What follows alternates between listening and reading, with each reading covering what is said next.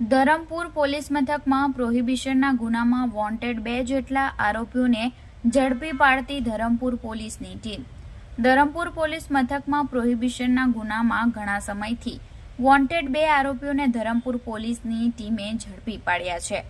વલસાડ જિલ્લા પોલીસ વડા ડોક્ટર કરણરાજ વાઘેલા દ્વારા આપવામાં આવેલી સૂચના મુજબ વલસાડ જિલ્લામાં વિવિધ ગુનાઓમાં નાસ્તા ફરતા વોન્ટેડ આરોપીઓને ઝડપવા માટે ઉપાડવામાં આવેલી ડ્રાઈવ અંતર્ગત ધરમપુર પોલીસ મથકમાં 8 વર્ષથી પ્રોહિબિશનના ગુનામાં વોન્ટેડ આરોપી રુસ્તમ જમનાદાસ ગામિત રહે પીપલકુવા બંદારી ફળિયા તાલુકો સોનગઢ જિલ્લો તાપી જે 2018ની સાલમાં ઝડપાયેલી